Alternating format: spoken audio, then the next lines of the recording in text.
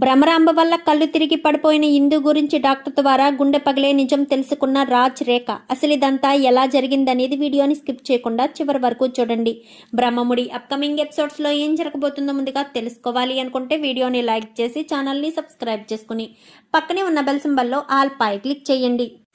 ఇందు రాజు ఇద్దరు ఒకటవ్వాలని మీరు కూడా కోరుకుంటే కామెంట్లో ఎస్ అని టైప్ చేయండి. మొత్తం మీద చూసుకున్నట్లయితే రాజ్ ఇందు ఇద్దరు కూడా ఇష్టపూర్వకంగా, అంటే వాళ్ళిద్దరూ ఒప్పందం మీద పెళ్లి చేసుకున్న రాజు మాత్రం ఇంటి అల్లుడుగా ఉండిపోవాలని ఇందును ముందు నుంచి ఇష్టపడ్డాడు కాబట్టి ఇంకా తను ఇంటి అల్లుడుగా అమ్మమ్మ అంటూ అందరితోని కలిసిపోతాడు. భ్రమరాంబ మాత్రం రాజుని ఇందుని ఒకటి చేయాలని మాత్రం తాపత్రయపడుతుంది. అపర్ణకి వాళ్ళిద్దరికీ మొదటి రాత్రి ఏర్పాటు చేయాలన్న ఆలోచన రాకపోయినా ఆలోచన వచ్చేటట్టుగా భ్రమరాంబ చేసేసరికి ఇంకా అపర్ణ అయితే పంతులు గారిని పిలిపించి ఇంకా ముహూర్తం కూడా శాంతి ముహూర్తం కూడా పెట్టించేసింది కదా. పెట్టించేసిన తర్వాత వాళ్ళిద్దరినీ ఎలా ఒకటి చేయకుండా చేస్తుందో అని మత్తుపాలు ఇవ్వడానికి ప్రయత్నం చేస్తుంది ఇంకా రేఖ అయితే.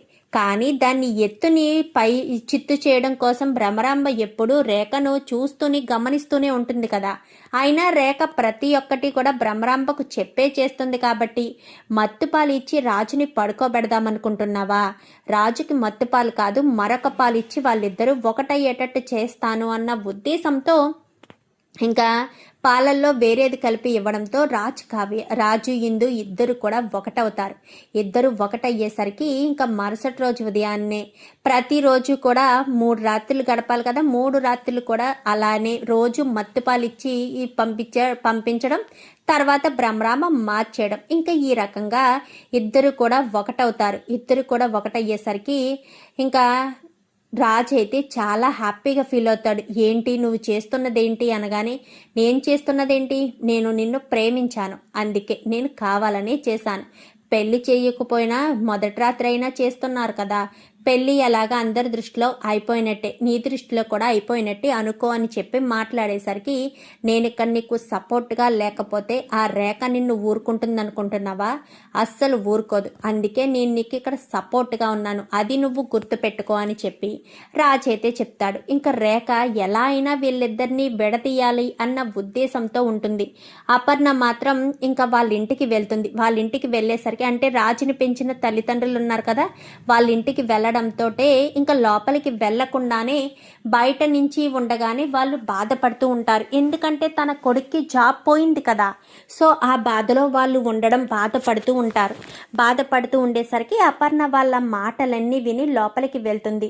ఏంటమ్మా ఇలా వచ్చారు అనేసరికి, ఏదో కష్టాల్లో ఉన్నట్టున్నారు అనగానే, ఏమీ లేదులేమ్మా, మధ్య తరగతి వాళ్ళకి ఆ కష్టాలు తప్పవు అనేసరికి, ఏంటి మీ అబ్బాయి ఉద్యోగం పోయిందా అని చెప్పనగానే, అది అనేసరికి, నేను విన్నాను, మీ అబ్బాయి ఉద్యోగం పోయినట్టు నేను విన్నాను, ఏంటి ఏమైంది అనగానే వాళ్ళకు వచ్చిన సమస్య గురించి చెప్తారు.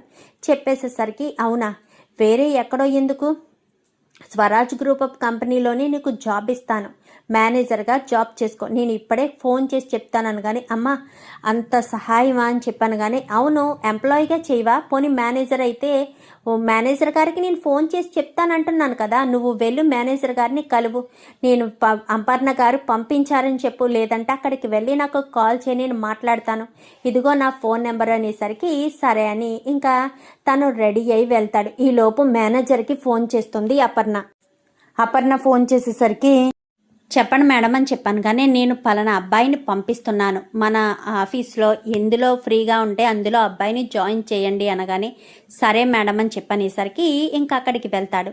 ఇలా అపర్ణ గారు పంపించారు అనేసరికి, అవునా సరే నువ్వు వెళ్ళి ఆ రూమ్లో కూర్చో, నీకు చిన్నగా ఫార్మాలిటీ ఇంటర్వ్యూ ఉంటుంది, ఇంతకుముందు ఎక్కడ జాబ్ చేసావనగానే పలానా చోట అనేసరికి, సరే అక్కడికి వెళ్ళి కూర్చోనగానే ఇంకా చిన్నగా సర్టిఫికెట్స్ అవి చూస్తారు.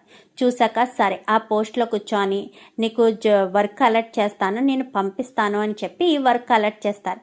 చేయడంతో వాళ్ళ నాన్నకు ఫోన్ చేసి చెప్తాడు, నాన్న నాకు జాబ్ వచ్చేసింది అనేసరికి చాలా సంతోషంగా ఉందిరా అని చెప్పి చాలా సంతోషపడిపోతూ అపర్ణకు ఫోన్ చేస్తాడు. చెప్పండి అనగానే, చాలా థ్యాంక్స్ అమ్మా, మీ వల్ల నా కొడుక్కి ఉద్యోగం వచ్చింది. వాడు ఆ ఉద్యోగం లేక ఎంతో దిగులు పడ్డాడు, ఎంతో బాధపడ్డాడు. వాడి బాధని నేను చూడలేకపోయాను, ఎంతో వేదన చెందాను అంటూ మాట్లాడేసరికి, అయ్యో మీరు చేసిన పని ముందు నేను చేసింది ఏ పాటిది?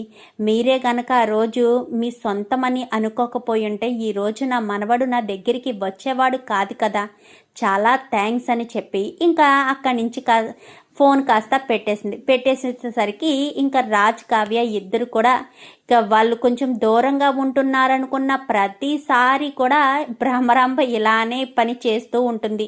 ఇంకా రాజ్ కావ్య ఇద్దరు ఒకటవుతూ రాజ్ ఇందు ఇద్దరు ఒకటవుతూ ఉంటారు. ఇంకా రేఖకు ఏమాత్రం బుర్ర పని చేయదు, ఏం చేయాలో ఎలా చేయాలో అర్థం కాక ప్రతి క్షణం కూడా ఇలాగే ఇంకా చేస్తూ ఏందొకటి చేయాలి, ఏదో రకంగా నా చేతికి పగ్గాలు రావాలని ఇన్ని సంవత్సరాలుగా నేను ఎదురు చూశాను. కానీ ఆ పగ్గాలు నా చేతికి వచ్చే పరిస్థితుల్లో కావ్య ఇందు పెళ్లి చేసుకుని వచ్చింది. ఆ కావ్య ధైర్యం ఇందులో ప్రవహిస్తుంది కదా, కావ్య ధైర్యం రక్తం ఆ రాజు ఇద్దరు రాజ్ కావ్యలాగే నా కళ్ళ ముందు కనిపిస్తున్నారు.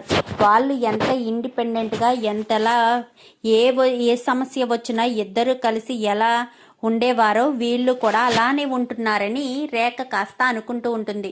ఇంకా అలా అనుకుంటూ ఉండగా ఒకరోజు ఇందు కిందకి దిగి వస్తూ ఉండగా ఇంకా సడన్గా కళ్ళు తిరిగి పడబోతూ ఉన్న సమయంలో గబగబా రాజు వచ్చి పట్టుకునేసరికి ఇందు అనుకుంటూ ఇంకా ఇందుని తన చేతులతో ఎత్తుకుని తీసుకొచ్చి ఇంకా సోఫాలో పడుకోబెడతాడు. అమ్మమ్మ అంటూ పిలవడంతో ఈలోపు అపర్ణ వస్తుంది. ఏమైంది రాజు, ఏమైంది అనగానే, ఏమో తెలీదు, నడుస్తూ కళ్ళు తిరిగి పడపోతే నేనే పట్టుకుని సోఫాలో పడుకోబెట్టాను అనగానే వెంటనే డాక్టర్కి ఫోన్ చేయాలని ఇంకా డాక్టర్కి ఫోన్ చేస్తుంది. ఫోన్ చేసేసరికి డాక్టర్ వస్తారు. రావడంతో ఏమైందమ్మా అని చెప్పాను కానీ, తెలీదు డాక్టర్, కళ్ళు తిరిగి పడిపోయింది అనేసరికి కొంచెం వాటర్ తెప్పిస్తారా అని చెప్పాను కానీ వెళ్ళి వాటర్ తీసుకొస్తాడు. అందరూ కూడా సోఫా చుట్టూ నిలబడి చూస్తూ ఉంటారు. కొంచెం పేషెంట్కి గాలి ఆడనివ్వండి, ఎందుకు అలాగేదో వింత చూసినట్టు చూస్తారు, కొంచెం డిస్టెన్స్ మెయింటైన్ చేయండి అని చెప్పి డాక్టర్ చెప్పడంతో కొంచెం వెనక్కి జరుగుతారు. ఇంకా తన మొహం మీద నీళ్లు చల్లి ఇంకా మంచినీళ్ళు తాగించి కూర్చోబెట్టేసరికి ఇంకా రాజు నువ్వు పక్కన కూర్చో అని చెప్పాను కానీ అలాగే అమ్మమ్మ అని ఇందుని పట్టుకుని పక్కన కూర్చునేసరికి ఇందు పడబోతూ ఉంటే తన భుజం మీద తల వాల్చుకుని కూర్చోబెట్టేసరికి చేయి చూస్తుంది, హార్ట్ బీట్ చూస్తుంది. అమ్మ నీకు లాస్ట్ టైం ఎప్పుడొచ్చింది ఏంటి అనేసరికి ఇంకా వివరాలు చెప్పేసరికి అపర్ణ గారు, మీరు మరొకసారి శుభవార్త వినబోతున్నారు, మీ మనవరాలు కడుపుతో ఉంది అనేసరికి ఒక్కసారిగా సంతోషపడిపోతుంది అపర్ణ. ఇంకా రేఖకైతే గుండెల్లో గుణపం దిగినంత పని అవుతుంది.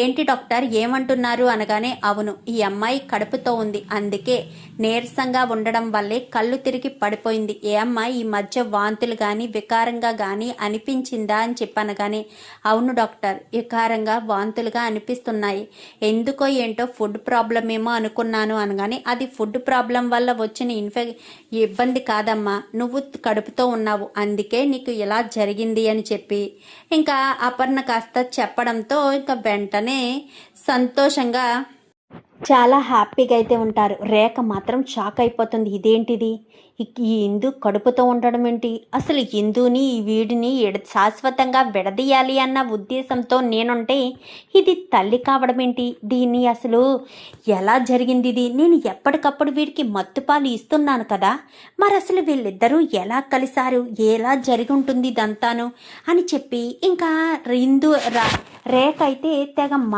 మతల పడిపోతూ ఉంటుంది.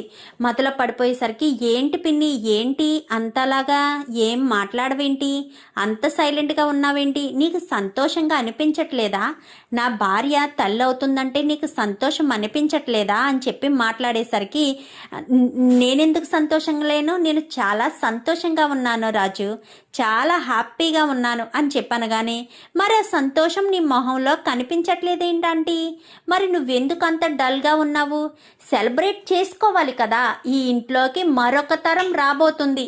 మరి మరొక తరం రాబోతుంది అంటే ఈ ఇల్లు అప్పుడే ఎన్ని తరాలు చూశారు? 4 తరాలు చూశారు. 4 తరాలు చూసిన 3 తరాలు చూశారు. ఇది 4వ తరం.